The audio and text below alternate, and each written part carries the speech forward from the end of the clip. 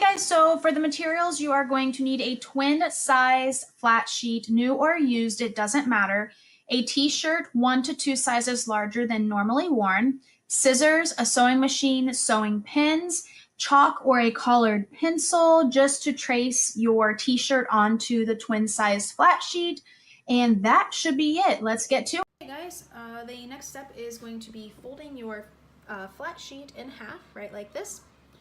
Then you're going to take your t-shirt and fold it in half, just like this. You are going to want to make sure that your folded edge of your t-shirt is on the same side as the folded edge on your flat sheet. As you can see, left about a ½ inch of a seam allowance is what that would be called between my shirt and the folded edge here of my flat sheet. Here you can also see that I have, with chalk, taken from the sleeve, end of my sleeve here, and just kind of extended it out because I do want my sleeves to be slightly longer than the actual t-shirt, and I just kind of brought them to a slight point.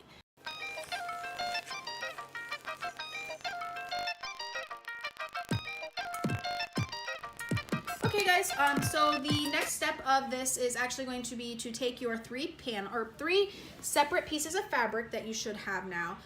One being the big back piece, that was our first cut there, and it should have the 2 arms connected to it as well. And then you should have a separate piece for a front panel plus an arm, and then you should have another piece for the front panel plus an arm.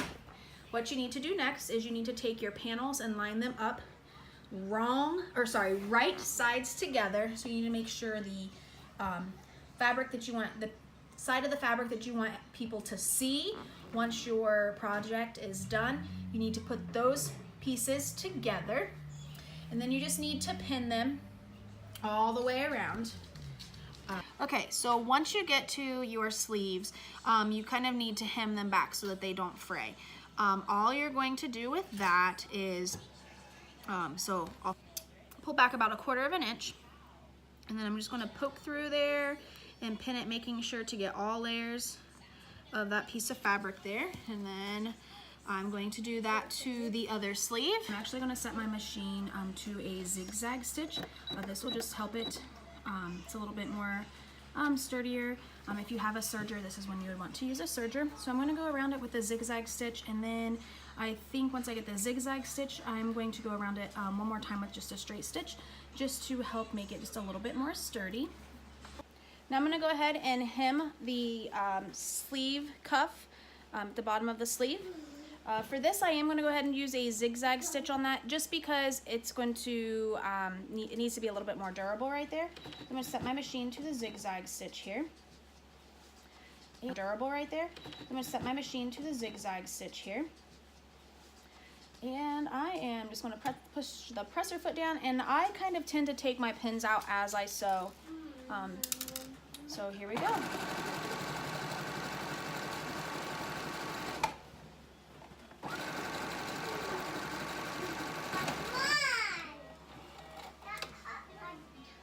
Okay. Now that my sleeves are now hemmed, they're obviously not perfect, they're not beautiful, but this is just kind of like a quick and easy project for a beginner.